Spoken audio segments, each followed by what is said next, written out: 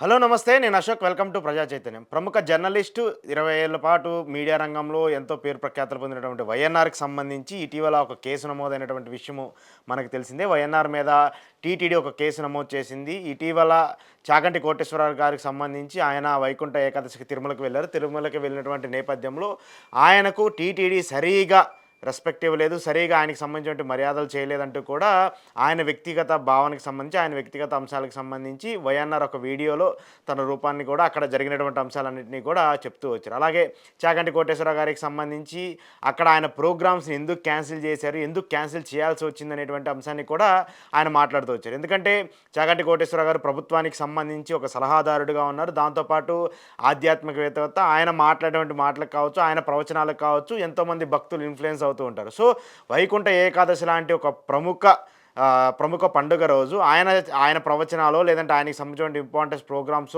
Already ముందుగానే arrange చేసి ఎందుకు క్యాన్సిల్ చేయాల్సి వచ్చిందని చెప్పేసి టీటీడీని వైఎన్ఆర్ ప్రశ్నిస్తూ వచ్చారు. అయితే ఆయనకి భంగం కలిగించే విధంగా టీటీడీ ప్రతిష్టను దిగజార్చే విధంగా వైఎన్ఆర్ మాట్లాడారంటూ కూడా టీటీడీకి సంబంధించి కొంతమంది వ్యక్తులు ఆగ్రహం వ్యక్తం చేస్తూ ఆయన మీద పోలీస్ స్టేషన్లో కేసు నమోదు చేశారు. కేసు నమోదు చేసినటువంటి నేపథ్యంలో వైఎన్ఆర్ కూడా దాని మీద వివరణ ఇస్తూ ఆ కేసును సవాల్ చేస్తూ హైకోర్టులో పిటిషన్ దాఖలు చేశారు. హైకోర్టులో పిటిషన్ దాఖలు చేసినటువంటి నేపథ్యంలో దానికి సంబంధించి ఈరోజు హైకోర్టు ఒక కీలక తీర్పునైతే వెలువరించింది. దాని మీద ఏం చెప్పారో కూడా మీకు వివరించి చెప్తాను.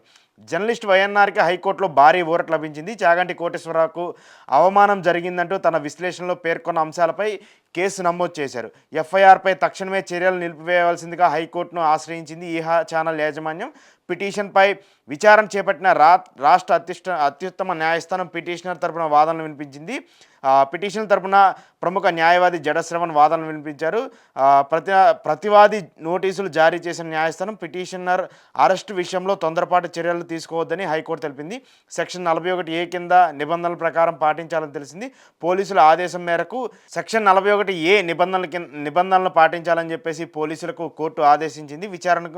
ఈ కేసు విచారణను 4 వారాలకు వాయిదా వేసింది హైకోర్టు. అంటే ఈ కేసుకు సంబంధించి ఏం జరిగింది ఏంటనేది కూడా ఆయన అప్పుడే వివరణ ఇచ్చారు. ఈ కేసులో ఏముంది, నేను ఏం మాట్లాడాను, ఎందుకు టీటీడీ నా మీద చర్యలు తీసుకోవాల్సి వచ్చిందనేది కూడా దానికి సంబంధించి కూడా ఆయన వివరణ ఇస్తూ వచ్చారు. అయితే వాస్తవానికి ఆయన మాట్లాడినటువంటి విషయాలైనా ఆయన చెప్పినటువంటి అంశాలైనా కూడా కేవలం చాగంటి కోటేశ్వరరావు గారి గొప్ప వ్యక్తికి టీటీడీ ఇవ్వాల్సినటువంటి మర్యాదల్లో ఎక్కడో కొంత లోపం జరిగింది. ఒకవేళ అలాంటి మర్యాదల్లో లోపం జరగలేదని చెప్పేసి చాగంటి కోటేశ్వరరావు గారు కానివ్వండి, లేదంటే టీటీడీ కానీ డైరెక్ట్గా చెప్తే నేను చేసిన వ్యాఖ్యల్ని వెనక్కి తీసుకుంటాను, ఖచ్చితంగా క్షమాపణ చెప్తానంటూ కూడా వైఎన్ఆర్ ఆ రోజే క్లారిటీ ఇస్తూ వచ్చారు. కానీ దానికి భిన్నంగా టీటీడీకి సంబంధించిన ప్రతిష్టను దిగజార్చి దాంట్లో ఉన్నటువంటి వ్యక్తులను అవమానించే విధంగా చేశారు. లేదంటే చాగంటి కోటేశ్వరరావు గారికి అవమానం జరిగిందంటూ కావాలని తప్పుడు వార్తలు ప్రచారం చేస్తున్నారని చెప్పేసి చెప్తున్నారంటూ కూడా టీటీడీ ఆగ్రహం వ్యక్తం చేసాం, కంప్లైంట్ ఇస్తూ వచ్చి. సో వీటన్నిటినీ కూడా ఆయన ఎక్కడా కూడా వెనక్కి తగ్గలేదు. ఖచ్చితంగా దాని మీద కౌంటర్ దాఖలు చేస్తూ వచ్చారు.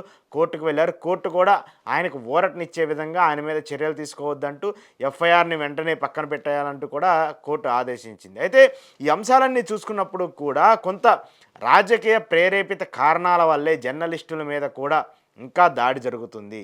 వ్యక్తిగత స్వేచ్ఛకు భంగం కలిగించే విధంగా, ముఖ్యంగా జర్నలిజం వాల్యూలకు భంగం కలిగించే విధంగా కొంతమంది చేస్తున్నటువంటి వ్యక్తుల ప్రచారాలు కావచ్చు, లేదంటే వాళ్ళు వేస్తున్నటువంటి కేసులు కావచ్చు, వాళ్ళని భయపెట్టాలని చూస్తున్నటువంటి అంశాలు కావచ్చు, ఇవన్నీ చూస్తూ ఉన్నప్పుడు జర్నలిస్టులను కూడా ఇబ్బంది పెట్టడానికి, అది నేను టీటీడీ అని చెప్పను కానీ కొంతమంది కూటమి సర్కార్కి సంబంధించిన వ్యక్తులు కూడా ప్రయత్నిస్తున్నట్టు మనకు అర్థమవుతుంది. అయితే వైఎన్ఆర్కి ఈ కేసులో రిలీఫ్ రావడం కొంతవరకు మేలు చేకూర్చినప్పటికీ కూడా జర్నలిస్టులకు సంబంధించిన వ్యక్తిగత స్వేచ్ఛ పైన హరించడం కూడా ప్రభుత్వానికి కావచ్చు, లేదంటే కొన్ని ఇండిపెండెంట్గా ఉండేటువంటి సంస్థలకు కావచ్చు, అది సరైన పద్ధతి కాదు అంటూ కూడా అందరూ మాట్లాడుతూ వస్తున్నారు. ఎందుకంటే వైఎన్ఆర్ చాలాసార్లు ఈ ఇష్యూస్కి సంబంధించి, ఏపీ రాజకీయాలకు సంబంధించి, తెలంగాణ రాజకీయాలకు సంబంధించి, దేశ రాజకీయాలకు సంబంధించి కూడా ఆయన ఎప్పుడూ మాట్లాడుతూ వస్తారు. కాబట్టి ముఖ్యంగా చాగంటి కోటేశ్వరరావు గారికి సంబంధించి ఆయన మాట్లాడేటువంటి మాటలు కావచ్చు, లేదంటే ఆ వీడియో పూర్తి స్థాయిలో చూసిన వాళ్ళకి ఎక్కడైనా అర్థమైపోతూ ఉంటుంది. ఆయన ఎక్కడా కూడా ఎవరిని కించపరిచే విధంగా, ఎవరి వ్యాఖ్యల్ని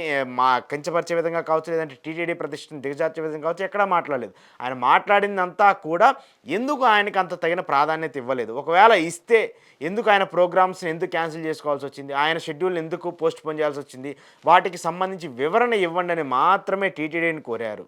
సో ఒకవేళ అది మిస్టేకో లేదంటే ఒకవేళ ఆయన తప్పుగా మాట్లాడారని చెప్తే టీటీడీ వివరణ ఇస్తే అప్పుడే సరిపోయేది. కానీ దాన్ని ప్రొయాక్టివ్‌నెస్‌గా దాన్ని ఇంకా పెద్ద చేయాలని చెప్పేసో, దాన్ని ఇంకా పెంచాలని చెప్పేసో కేసులు నమోదు చేసి, కేసులు పెట్టేసి, ఒకళ్ళ మీద ఒకళ్ళు ఆరోపణలు చేసే విధంగా తీసుకెళ్లారు కాబట్టి దీనికి సంబంధించి కోర్టులోనే తేల్చుకుంటానని ఆయన చెప్పారు. ఇప్పుడు కోర్టు కూడా ఆయనకి అనుకూలంగా ఆయనది తప్పేం లేదంటూ కూడా కోర్టు కూడా తీర్పునిచ్చింది. మరి ఈ కేసుకు సంబంధించి ఫర్దర్ మూవ్‌మెంట్స్ ఎలా ఉంటాయనేది కూడా తెలియాల్సి ఉంది. ఏది ఏమైనప్పటికీ వైఎన్ఆర్‌కి సంబంధించి హైకోర్టులో ఇప్పుడు వచ్చినటువంటి ఈ ఊరట మాత్రం ఒక బిగ్ రిలీఫ్ అనే చెప్పొచ్చు.